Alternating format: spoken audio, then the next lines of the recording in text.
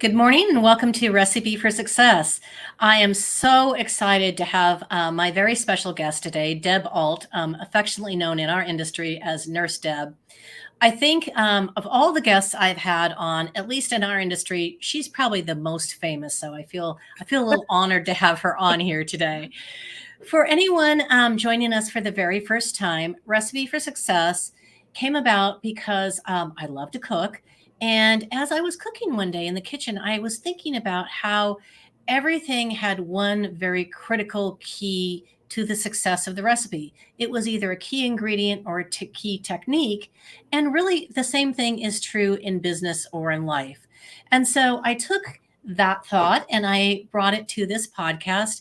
And my focus here has been on really great women doing wonderful things in their business or personal life and improving life for others in the process. So there is no better example of that than Nurse Deb. So I'm going to turn it over to her for a moment to introduce herself and tell us a little bit about her background and why she's here today. Excellent. Well, thank you, Nancy. I'm honored to be here. So I hope that everyone gets something beneficial out of today's event. As Nancy said, my name's Nurse Deb. I'm a registered nurse. I'm the president and founder of Ault International Medical Management. We're on 19, going on 20 years now of independent carve-out concierge, patient advocacy-based medical management. I like to say that we are one of the original creators of consumer-driven, behaviorally driven healthcare, patient navigation, right? All of those things are really critical. The idea being that you put a team of nurses and doctors alongside a patient telephonically to handhold them through the two most cumbersome ecosystems in the universe. That would be the healthcare delivery system. What care am I going to get? When am I going to get it? Where am I going to go to get it? And the health plan system, oh my golly, is this going to bankrupt me and my family and my employer in the process? So coming together with those clinical and financial components, one patient at a time to help them make the best possible decisions to be as healthy as they can, as quickly as they can. Well, that is a very good description. Honestly, again, I've been familiar with Deb for, I don't know, probably 5 years or more. And there's so much I could talk to you about. I have seen her talk on many different subjects, not only patient advocacy, and she is a brilliant woman, but I'm going to try and stay focused today. So we are going to start by diving a little bit more into what exactly medical management is, because I think from this sound of it, people tend to be a little bit afraid. They think that they're going to be denied something or it's going to prevent them from actually getting the care that they want, when really the opposite is true. So I'd love for you to expand on that. Yeah, the terminology medical management's like every other term in our industry. And I always say the only thing that our industry is really good at is bastardizing terminology. Right? Yes.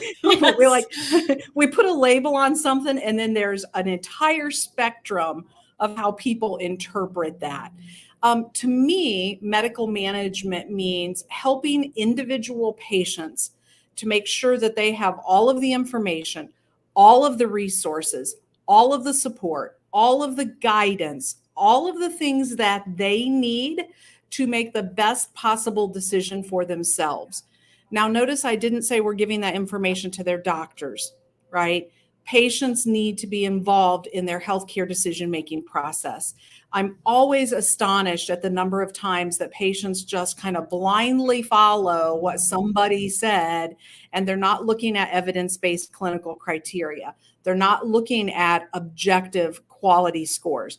They're not looking at their own insurance coverages, right? They want something and it's clearly an exclusion under the policy, and they just go and get it. And then they're upset when the claim gets denied. So proactively coming alongside that patient, understanding that patient holistically, right? What are their socioeconomic issues? What are their religious and cultural considerations? All of those social determinants of health. So I don't think that medical management's job is to tell a patient or a doctor what to do or what not to do. I think that medical management's job is to create a wise consumer who is well informed, who knows all of their options, because Nancy, don't get me started on doctors' practices being bought by hospitals and health systems, and how physician gag orders prevent the doctors that patients are trusting to treat them from disclosing all of the options. If they know a particular procedure is best, but it can't be done at the hospital or the health system or the mothership that owns that physician's practice, that physician is prohibited by his employer from saying, well, there's this revolutionary procedure or technique, but it can't be done here. You'd have to go somewhere else. So there has to be somebody who comes alongside that patient, gets to know them intimately, understands the dynamics of the health delivery system, understands their health plan, and says, hey, if you want that procedure or service, there's nothing to prevent you from getting it, but you need to know before you go and incur those charges. That's a plan exclusion. Exactly. And there are community resources that are available. Look at these options, pay for it out of pocket. But I think patients deserve to know that going in. There should never be a surprise medical bill, right? Maybe you call 911 and that might be a surprise, but short of calling 911, patients should know. And you got to give them the resources so that they have that info. I absolutely couldn't agree more. I often use myself as an example when I talk to employee groups, because I always want them to know, like, I understand my health plan pretty darn well, and I still have challenges. I will go to my doctor and say, well, I don't want to walk across the hall to get an MRI. Can I go someplace else? Can I go to a freestanding clinic? And they'll look at you and they're like, well, I suppose you could. We'll have to write you a paper order, and then you'll have to go there and they'll have to send it to us. I'll make, okay, good. I'll do that. And they look at you like they're so disappointed. It's crazy. And oftentimes, and again, everyone knows this, but you can ask at the doctor's office, how much is that going to cost? They're like, well, I can't tell you that. Or they don't know. Yeah. Well, I can't tell you that. Why not? Well, I'm not sure how much it's going to cost because I don't know how much your insurance is going to pay. Like, that's not what I asked you. What I asked was, how much is it going to cost? Right. You have a master charge schedule. You can tell me. Yeah. And the biggest challenge, Nancy, that I find, right, I'm a high D on the DISC profile, right? Determined, domineering, all those things that high D stands for. We hang out together. Right. Yeah. But the challenge is when patients are making those critical decisions, it's a highly emotionally volatile time. And so that's one of the reasons that I think things like cost transparency alone or a benefits app alone, right? Great. It's not going to solve the problem because there's so much emotion at the time. Like, I've told the story about my mom falling and fracturing her spine, and I was this close to forgetting to call in and find out what's the physician's quality score, right? I mean, the emotion of it really floods your system. I mean, just electrophysiologically, the chemical reaction that happens in your body makes logic and science and math go out the window. So unless you insert an objective, no skin in the game kind of organization like ours into helping that patient, because I get paid a flat PEPM. Right. Whether the patient follows our recommendation, doesn't follow our recommendation, that has no bearing on what I get paid or how successful we are. We gave them the information. It's up to them to make the best choice for themselves. But that's so emotional, and people make healthcare decisions based on emotion and convenience, not based on science and math and logic and intellect. Yeah. That's the biggest challenge. It's almost like you're a Sherpa. Really, when those people are trying to climb Mount Everest and they lose all logic because it's so emotional and they're at such altitude, they need somebody to guide them and say, well, here's what's going to happen if you do this, and here's what's going to happen if you don't. And they're not telling them what to do, but they are giving them the options and providing good guidance. I did see a comment from, I'll pop this back on here again, from Jen Walsh. She's like, I couldn't even figure out my own prescription last week.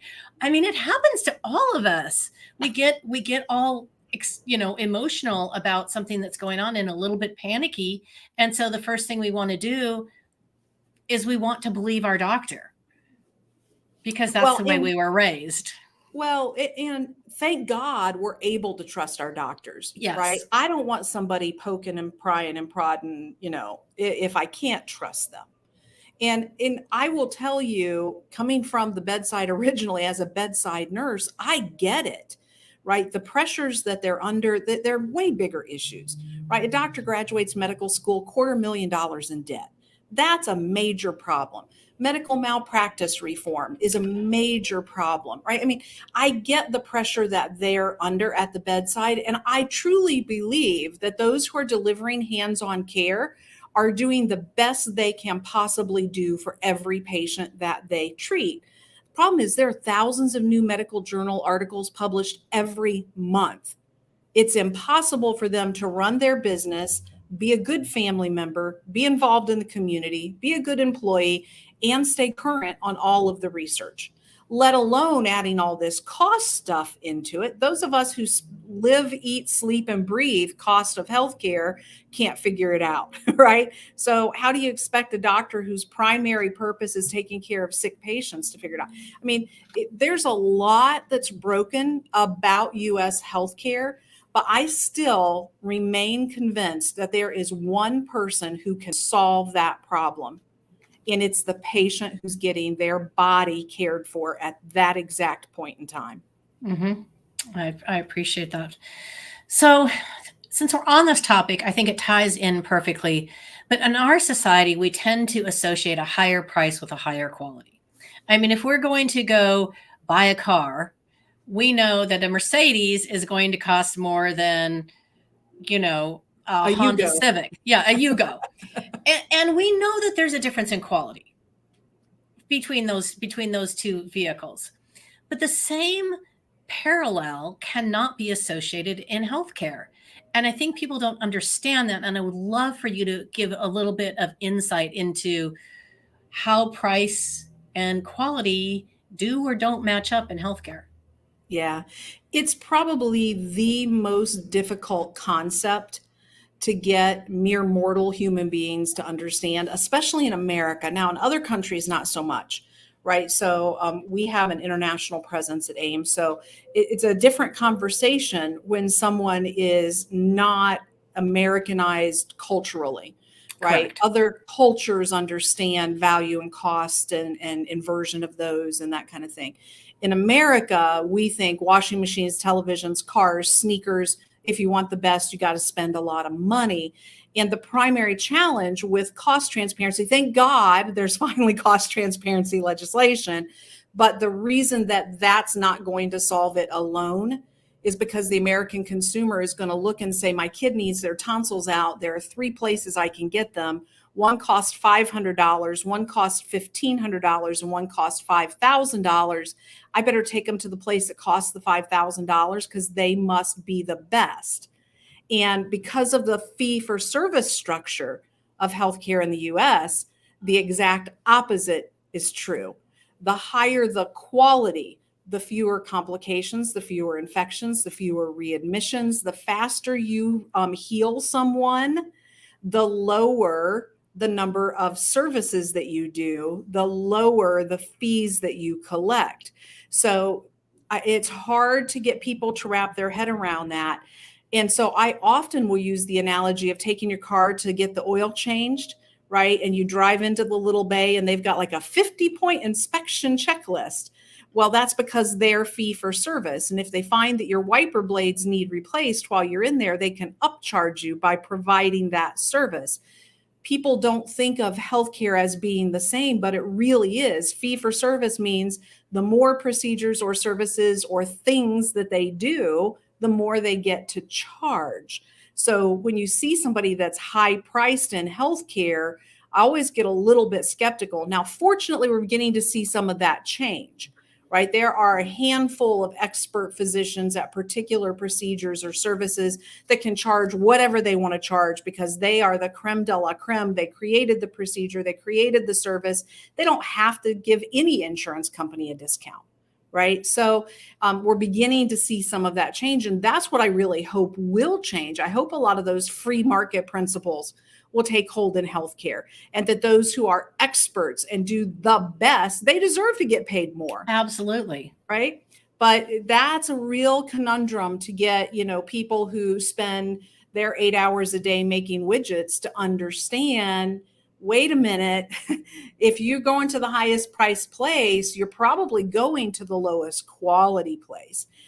The other thing that happens, and I don't think enough American consumers understand it, is marketing budget does not equal quality.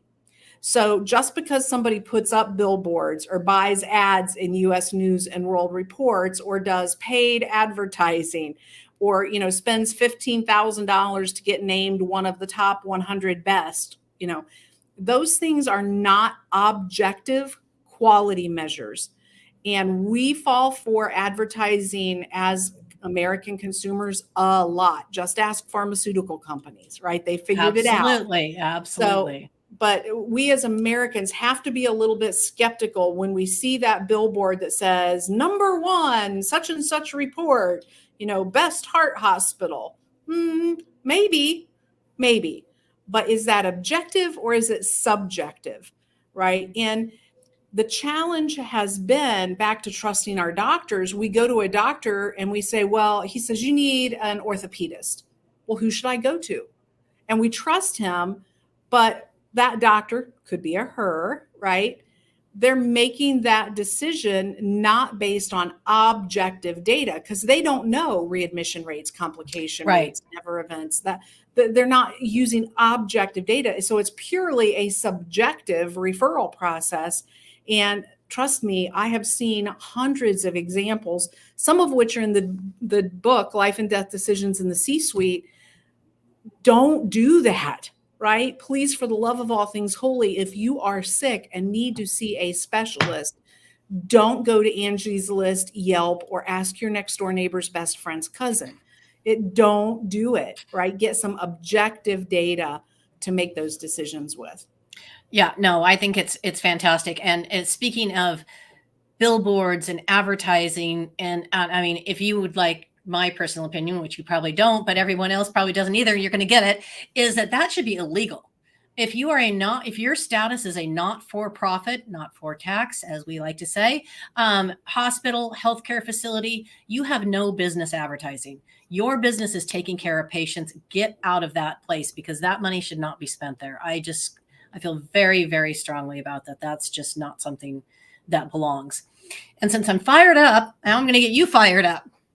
Let's talk about those hospital systems acquiring physician practices, because that's, again, something I don't think the average consumer understands, the impact it has on them when they go to, on the West Coast, I'm in Washington State. So our two big healthcare systems out here are Franciscan and Multicare. And probably 90% of physician practices out here are owned by one of those two hospital systems, at least where I'm located. And let me tell you what it does to access to care and access to quality. Yep, it absolutely does. Here's the thing. Healthcare is a business. The whole reason I ended up in managed care is because I had one of those, oh my God moments as a bedside nurse where I instantly learned healthcare is a business. And really, business and healthcare, money and health, they don't mix well, right? I mean, I think that those who are providing healthcare, doctors, nurses, radiation techs, respiratory therapists, physical therapists, those that are taking care of patients deserve to be compensated and to be compensated well, right? Don't get me wrong.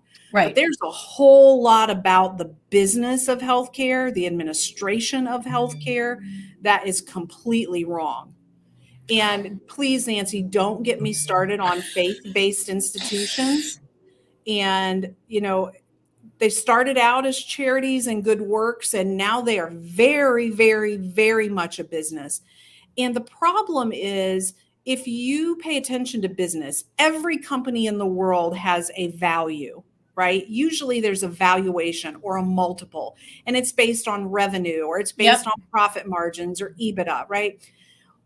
When a hospital goes into a doctor's practice and buys a practice that is operating in the red and offers a double-digit multiple of revenue to buy that practice that's operating in the red, that should tell you something's not adding up there, right? Now, I get it. They think that they're going to go in and they're going to streamline operations and there are some efficiencies. So they won't have to have a billing department at the doctor's office anymore. All that will be handled by the mothership. And, but the real reason they do that is they don't care if that physician's practice loses money. They're going to pressure that physician to do MRIs and CT scans and endoscopies and arthroscopic surgeries and to refer patients into the facility for all of their care and to other specialist practices that are owned by that same healthcare facility. So access to care goes down. So if you go to your primary care doctor, if you use direct primary care, DPC, for example, and you have diabetes, that very well might be handled by your DPC and might be handled very well. And he's going to talk to you about nutrition, and he's going to talk to you about exercise, and he's going to talk to you about medications, and he's going to go through the whole thing with you as your DPC, knowing that you, oh, by the way, also have schizophrenia, right? If that health system's owned, if that doctor's practice gets bought by a health system, he is pressured to send you to an endocrinologist who specializes in only diabetes. And yes, he may talk to you about diet and nutrition and exercise and medication management, but how much is he going to pay attention to those comorbid conditions, to the schizophrenia? He's not, because that's not his specialty, right? He is a hammer and you are a nail. And so he's going to treat your diabetes and just your diabetes. And that's not holistic healthcare. That's not what any of us got into healthcare to do. No, we're supposed to treat the whole person, because you can't just do one piece. It doesn't work. You have to, the whole person has to be taken into consideration. And when we're talking about whole person care, that also includes financial. Exactly. Again, just a quick story is I need a hip replacement. I've known I needed one for a number of years, and I'm stubborn and I've been putting it off as long as possible. And so I went to see a specialist. I actually drove about 45 minutes from where I live to go see somebody that came highly recommended after I'd done some research. And I went in and I saw him, and he did the x-rays and everything. And he sat down with me and he said, well, I'm not the kind of doctor that wants to do surgery just because you have a hip. And he said, I honestly think that we should try and extend this another couple of years based on your age, your health, everything else. Went through all the options with me. And he said, because any type of joint surgery, for the most part, is an elective surgery. Right. I don't think people remember that. I need it. Well, I need it too, but I don't need it now, probably. I could get it now. And he said, unless you came in here and your leg was hanging off, then that's not elective. He said, but for most people, any type of joint surgery is an elective surgery because they're uncomfortable and they want to deal with pain. Doesn't mean it's wrong, but we have forgotten that a lot of things we do are not actually medically necessary. They might be mentally necessary, but they are not medically necessary. And it was such an interesting conversation to have with this doctor. I probably sat there for an hour with him, and he went through a whole bunch of options and suggestions for me. He says, but you know what? He says, it's your body. It's up to you. You need to make the decision. And I was like, where have you been all my life? You're an amazing doctor. Can we clone him? Yeah. Right. Yeah, it's very true. Unless you're calling 911, you probably have time to do some informed decision making. And that's a real challenge, because I talk all the time with employers, especially, and the advisors and consultants that are helping them make decisions on their health plan about balancing the PEPY noise teeter-totter. Yep. Right? You want to control costs, but you know that every time you say time out, pause, here's something else to consider, that's running a risk of increasing noise. But it's amazing to me the number of times that patients will call about things, and we'll ask, how long has the problem been going on? 3, 4, 8, 10, 15 years. And they want a decision right now. Like, what do you mean you're asking me other questions? Well, how's it been treated so far? Why do you need to know that? My doctor said I need this, right? And so we're really trying to advocate for them and help them understand all of their options and which ones are appropriate for them. I think that as we begin to see, and we're just really at the very, very beginning stages of seeing highly personalized medicine, right? It's enamoring people when they talk about like genetics and pharmacogenetics and making treatment decisions based on genetic profiles and that kind of stuff. But what people don't realize is highly personalized medicine isn't new.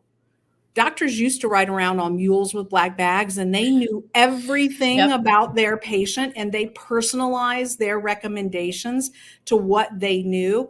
And they'd be like, well, this patient's a Jehovah's Witness, so I'm not even going to bring up blood transfusions as an option, right? So unfortunately, most people want an instant answer. They don't want a well thought out, well researched, informed answer. And that's where I was getting to with the idea of convenience in healthcare. Do you want it done right, or do you want it done fast? Because you can't always have both, especially when it comes to healthcare. And so we see so many people who will ask them, how far would you be willing to travel to see a top-notch orthopedist, right? Maybe that doctor that you were talking about. Would you be willing to travel an hour? Well, I'm going to have to go more than 5 minutes. Well, you would have to go more than 5 minutes to get to a grocery store, right? So, I mean, it's a real challenge, that American consumer mindset, and having the right scripting and the right communication strategies and the right dialogue to get people thinking differently about healthcare, about being a consumer of healthcare, about autonomy and decision-making in healthcare. Those are some real challenges. Yeah, I can see that. Well, quite frankly, we've become a society of instant gratification. So if we can't have it right now, we think we're being denied something. One of my favorite things you say, and I'm going to read it to make sure I actually say it correctly, but I love this, is you want to make sure that patients are getting the right care at the right time, at the right place. And here's the thing that rounds it all out, at the right price. I love that. So how do you do that? Yeah, that's what we call P3CM. Stands for Patient-Centric Comprehensive Care Management. It's a model of medical management that I created about 18, 19 years ago. I'm so happy to see some of AIMM's competitors finally adopting some of that language. I hope that they're actually delivering on it behind the scenes when they're doing it. But if you get the right patient, meaning anybody who has any health or insurance problem, question, or concern, into the right care, meaning the evidence-based best care pathway, at the right time, in the right place, meaning the highest quality, highest value provider. The secret is that 90% of the time, the natural consequence of that is the right price. Yep. Now, there's some weird stuff that goes on, like with chemotherapy and durable medical equipment and prosthetics, where we've got super hyper egregiously inflated charge masters, like they're buying the drug and marking it up 2,000%. And then I don't care which insurance carrier you're using, getting a 60% discount is still not adequate in that situation, right? So you got to have some special pricing strategies. But the vast majority of the time, if you get the right patient, the right care at the right time, in the right place, right price will be the natural consequence. And so it sounds simple, 5 simple steps, right? But the first one and the most important one is the right patient. And part of being the right patient is having the right mindset and being open and receptive. And there's a ton of work and a ton of communication that goes into getting the health plan members, the patients that become my patients, the people that work for the employer, up to speed in advance of them needing a medical procedure or service from a mindset standpoint. And the biggest challenge, quite frankly, that my organization faces is that you mentioned instant gratification. I would say a significant deterioration of the work ethic in our society. Don't get me started. Do not get me started on that one. Right? I mean, lazy folks are not going to be able to pull this off. Yeah. I'm just telling you. It is a lot of work, especially from a communication standpoint, to get out to even a 100 employee life group, right? A 15 employee life group. You think it's hard when there's 5,000 employees. It's not. For big groups, this is not hard because they've already got established communication strategies and methods. They've already got a culture established within their organization. It either fits or it doesn't, right? For them, it's simple. But for those groups that are 5 to 5,000, there's a lot of work that goes into it because they don't have those communication channels established. They might not have their corporate culture solidified, or they might have a corporate culture where all our owner cares about is the money. And these programs, while they save a ton of money for the employer that's sponsoring the health plan on the self-funded side, that's not the focus of the program. And so employers who have that culture established, their employees think that our nurses by default are just there to save money. Right. And so there's a lot that goes into it. And boy, if you're even the littlest bit lazy, you're going to have a real struggle making these plans successful. Yeah. Well, I'm going to just go right off of that. So how do you think, we already have the lazy issue, but we'll pretend that, how do we get people more engaged in their own healthcare decisions? Because I think that for the vast majority of Americans have given up their own power. They walk into a place and they say, well, that's what the doctor said I needed, or that's what the nurse said I needed. And it's like their brains turn off the second they walk in. Mm-hmm. And they just like, okay, tell me what I need to do. It's okay to ask questions. And nobody asks questions. Is there an alternative? What are my options? It's just, we just kind of walk in there and walk out like zombies. How do we get people more engaged? Well, I'll tell you what I think the answer is and what I have seen be successful, but I will do that with a caveat and a forewarning that it can come off as unempathetic or uncaring or mean or witchy with a B. Okay. You have to incorporate whatever interventions you're going to be doing, whether that's quality of care, steerage, whether that's direct contract, reminding, right? You bolt on all these cost containment solutions and you think people are going to remember them when they need them. They're not. If you want to remind people when they need them that, hey, remember we talked about this is the way you get free surgery, this is the way you get free imaging, whatever the cost containment solution might be, you have to incorporate it into the pre-cert function. Because we talked about that, right? Chemically, in the heat of a serious illness, your intellect is not the thing that's going to come to the forefront. When you walked into the doctor's office, the first thing they asked you to hand over as a patient is your company's unlimited gold corporate credit card. I mean, insurance ID card, right? Yeah. And they're going to call the phone number on that insurance ID card and make sure that you're actually on the plan, that this procedure or service is coverable by the plan, and whether or not it requires pre-cert. If the answer to does it require pre-cert is yes, then the doctor's office or the facility will call someone like AIMM and say, we want to get paid for this. How do we go about getting the authorization? Incorporating all of those strategies from a patient education, from a cost containment, from a steerage standpoint into the pre-certification process is the only way that I have seen people get 100% utilization of those cost containment strategies. Now, the downside is you're putting a pause on the authorization process by incorporating into pre-cert. Yep. So you've got these providers that are used to calling the BUCAs, the Blue Cross, United, Cigna, Aetna, Humana, the carrier of the world, and getting a rubber stamp, authorized. The codes match. They don't even sometimes ask for clinical information. No. Right? So And now all of a sudden you're saying, time out. I need to talk to Nancy and remind her that we have a carve out imaging contract. And if she goes to the independent imaging facility instead of across the hall, it would be free to her. And the doctor's office is going to go, what? I've never heard of you. What do you mean you have to talk to the patient? You're not going to give me the authorization? No, I have to talk to the patient. So then they go back to the patient with their version of the horror story. I've never heard of anything like this. And this insurance must be horrible and blah, blah, blah, blah, blah. And so they plant a seed of doubt or a seed of discontent into the patient's mind. And I'm sure that it's not malicious, but it has a negative consequence, because then when the patient calls us, they're not coming into that call with an Right. open, receptive mindset. Now, fortunately, because we use Prochaska method and motivational interviewing and Carnegie techniques and all those strategies, we're able to turn that around.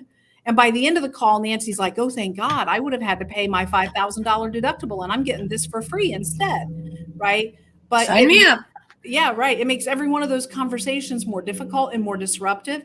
And 9 times out of 10, when the doctor's office tells Nancy that she has to call the insurance, Nancy doesn't walk out and call the insurance. Nancy walks into HR throwing a fit that she has to call the insurance. So, and then HR calls the broker throwing a fit. And then the broker calls us, and then Yeah. we're like, we just want to tell her she could get it for free if she did, So that's why you have to address mindset in advance of that procedure or service being needed. If you just bolt things on as a voluntary opt-in, you will get some utilization and it will have some impact. But if you want 100% utilization or as close to it as is humanly possible, I always tell people, if you truly love your employees, you have to understand it's tough to love. There's an element of tough love involved in avoiding people being butchered, maimed, and killed by bad healthcare. Yeah. Right. And so that, from an employer standpoint, is the mindset that has to change. When we talk about robotic procedures that have twice the risk of death as that same procedure performed in a traditional laparoscopic approach. And then I have company owners calling the broker, and I'm getting on a conference call to explain why somebody's 30-year executive assistant is sobbing hysterically because the robotic portion of their surgery got denied. And I say, we love her too much to put her at double the risk of death, right? To me, that's like, oh, okay. But there's so much emotion that sometimes if the employer hasn't been prepped with that in advance, they're like, no, she needs this right now, Okay, right? But again, a logic and emotion seldom cross paths, and especially in healthcare. So we have to do a better job. Incorporating it into pre-cert makes it work. The trade-off is that it can feel bad. Right. Yeah. Do we logically want it to work, or do we want it to feel good? Because feel good costs somewhere between $13,000 and $18,000 per employee per year in medical and pharmacy claims combined. Doing it on a traditional PPO, incentivized, doing what I'm talking about, performs at about $4,000 per employee per year. Doing it on top of reference-based pricing performs between $2,000 and $3,000 per employee per year. So if you're a business owner, think about that. If you're spending $13,000 per employee per year now, you should only be spending $4,000 per employee per year. Is the emotion, is the feel-good effect worth a 3x expenditure? Yeah. No, that's excellent explanation. And I also think, before I pop into the next section, I think personally for me, that's why the medical management apps don't work very well, because it's already hard and they need somebody to hold their hand. They need somebody to mentally walk them through that journey so that they can feel better about the decision they've made, and they know, okay, now I've got all this information. I understand why this recommendation was made. I understand why I'm going to drive 45 minutes to go to this top rated surgeon and end up paying $0 out of pocket. An app can't do that for you. No disrespect to the apps out there. I'm just saying, I don't think it addresses the entire problem. You're absolutely right. And I think that an app alone can't do it. Now, I do think there's a role for apps. Me too. I'm not saying, like I say, no disrespect. It's just, it doesn't solve the entire problem. It doesn't. And I think the challenge right now, I'll tell you, I'm investing in building an app, right? As you should. But if you look at your health plan expenditure, and you look at the average age of the person who's in the top 20% of your expenditures, it's going to be age 40 plus, right? It's us. And we're the ones that are costing money. Yep.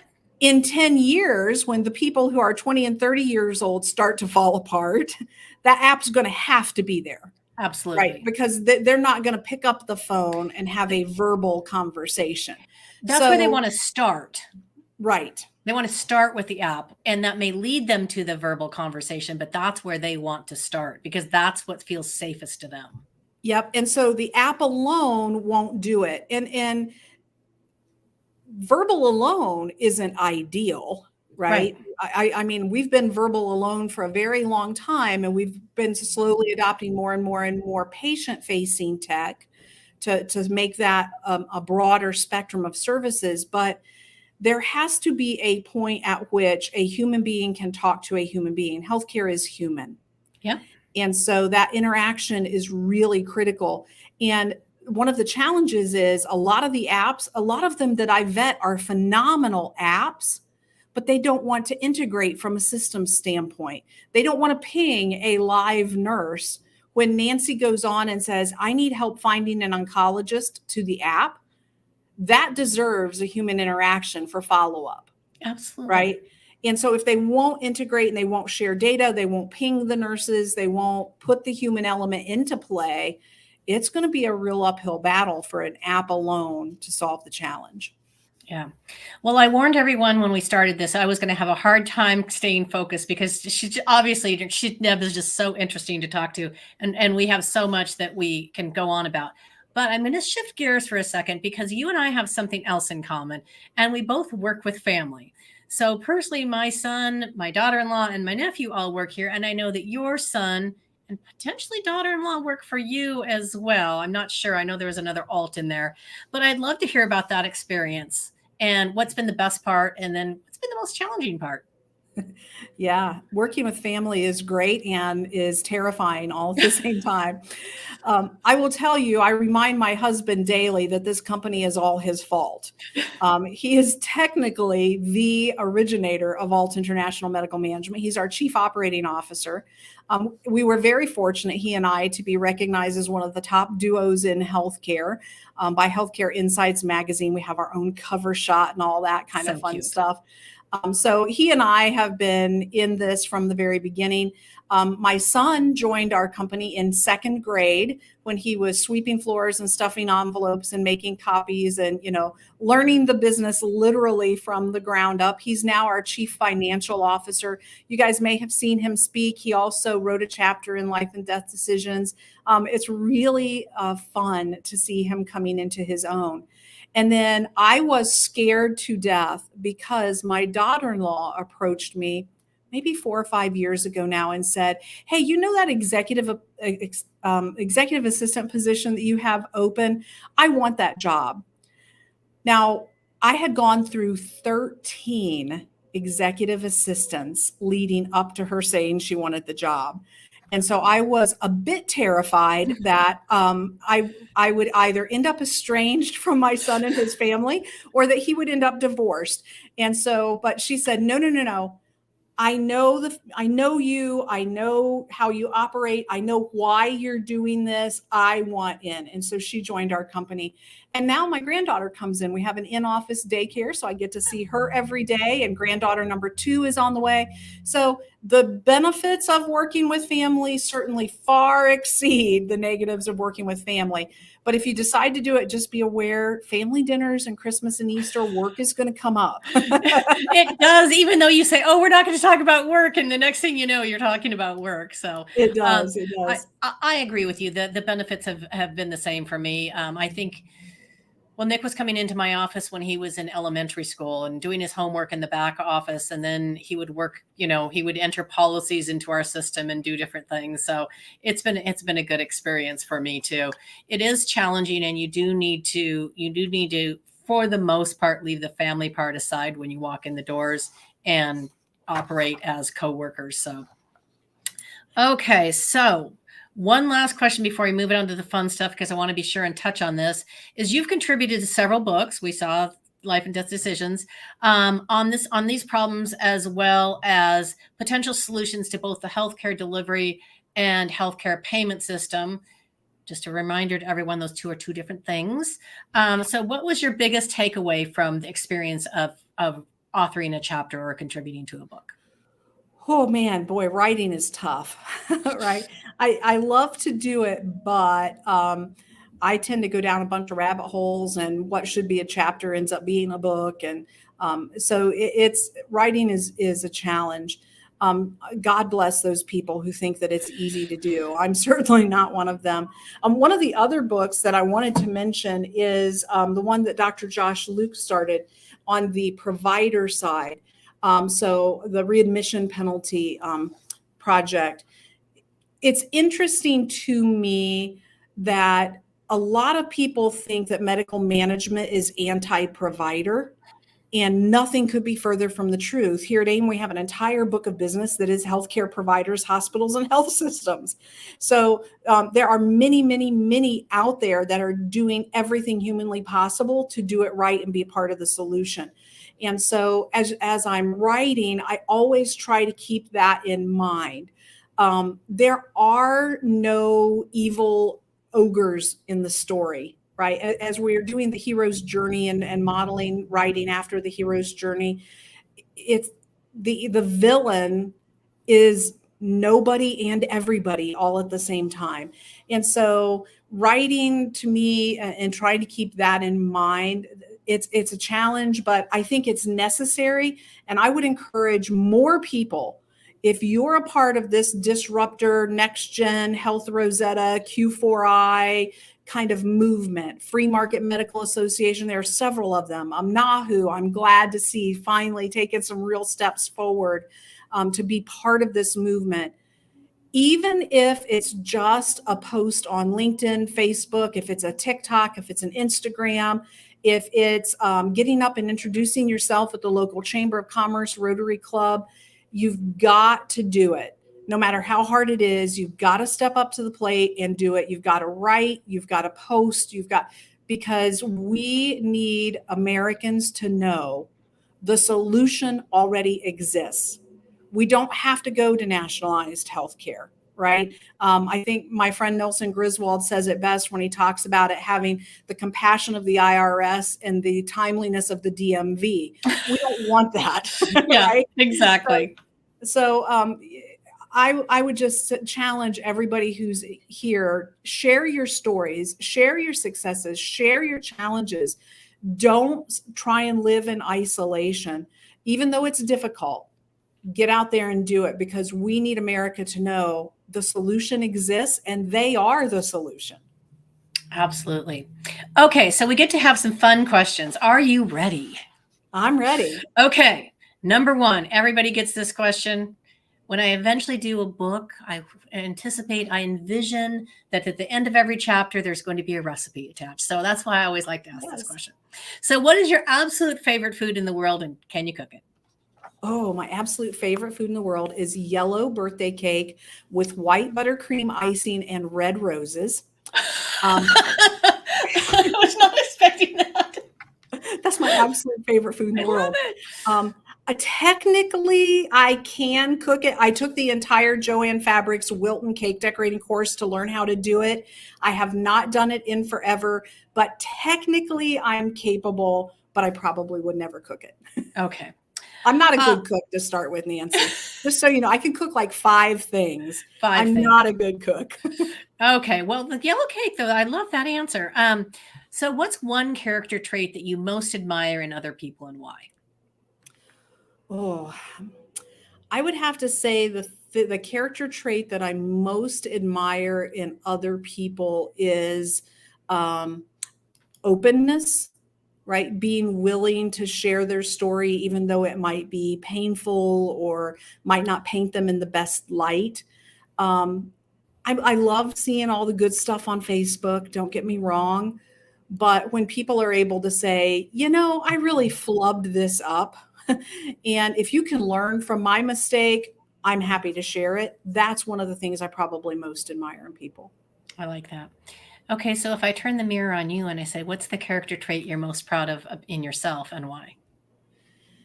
I'd have to say it's probably perseverance, right? We're getting ready to go on year 20 here as an independent medical management firm. There are just times that I just refuse to give up. And there are times when there's a lot of pressure. When you're doing something very entrepreneurial and creative and innovative and new, there are lots of people who are willing to tell you why that's wrong and why you shouldn't do it. But when you know in your gut, it's the right thing to do, and I'm going to do it anyway, and I'm going to keep doing it because it's the right thing to do. That's kind of me. When I get that passion for something or that great idea, and people say, nobody can do that, it'll never work. That's right up my alley. Game right? on. Yeah, exactly. Okay. So if you could encourage people to do just one thing to improve, to take better control of their healthcare experience, what would it be? That's a hard one, right? Because I want to go to the very basic stuff like get enough sleep, which none of us in this industry do. I would have to say have an ally that is unbiased, intellectual, unemotional to help you through the decisions that you have to make. Have a sounding board. Now, that might be your direct primary care doctor. That might be an independent medical management nurse, like somebody at our company. That might be a next door neighbor. It might be an independent patient advocate, right? We were one of the founding members of the Professional Patient Advocate Institute. So you can hire independent patient advocates, but have somebody to help you with your healthcare decision making. Don't try and go it alone, and don't have it be your spouse, your child, your parent, your sister, somebody who's emotionally involved. Have it be an objective outsider. The more serious your health issues are, the more desperately you need that person. Okay, I love that. It's a great suggestion. All right, so here's a fun one. What's your secret talent or something people would be surprised to learn about you? Oh, well, I don't know if a whole lot of people know that my downtime or my relaxation time is to crochet. So I make scarves and hats and blankets and, tend to donate those and, give them away to other entities. I love to do that. It's very relaxing to me. My other, though, less enamoring a secret talent is I can throw up about anytime, anywhere. I get motion sick if I walk around a corner too fast. So I don't know how many people know that, but Okay, yeah, you're not riding in the car with me, so I got that down. Right. You do not want to be in the back of an Uber with me. That's all I'm saying. I got it. Okay, last question. So who is the one person, famous or otherwise, that you would most like to meet in real person and in real life and sit down and have a cup of coffee or a glass of wine, or definitely not ride in a car with, but you know where I'm going with that. Yeah, that's a tough one. And I'm going to, Nancy let me cheat, and she told me she was going to ask me this question beforehand. And I'm glad she did, because there are so many answers that I would give. First and foremost, I would say number one, Jesus Christ. But I'm pretty fortunate that I know I'm going to meet him eventually, so I'll cross him off the list. If you know Elon Musk, Bill Gates, Jamie Dimon, and you want to connect me up to have a conversation with them, I would be more than happy to do that. I think they have a real opportunity to change healthcare in America that they're maybe not taking advantage of. Mark Cuban is another guy I would really love to meet live and in person. But just on a personal basis, like I would love to meet Yo-Yo Ma, right? And to just talk to him about his music and his dedication and his, how do you get that good? I know, it's crazy. Isn't it crazy? It But yeah, really from is. a business standpoint, hook me up with any of those other folks. I'd be happy to talk to them, but there's so many truly unique and intriguing people in our world. It's true. It's amazing. Hard to pick just one for sure. Well, thank you so much. I so much appreciated your time. I know a lot of people were engaged, were participating and leaving comments. If anybody wants to learn more about Ault International Medical Management, you can connect with Deb online. Your website is AIMM-M.com. Did I get that right? That's right. I did get it right. And if for some reason you forget all of that, please feel free to reach out to me and I will gladly make the connection. This was probably one of my top 3 podcasts we've had to date. It was so much fun. And thank you so much for coming on, Deb. I so much appreciate it. You're quite welcome. Thank you for having me, Nancy. It was a lot of fun. And if I can help anyone out there, I'm always happy to do it. Thank you. And everybody have a great day.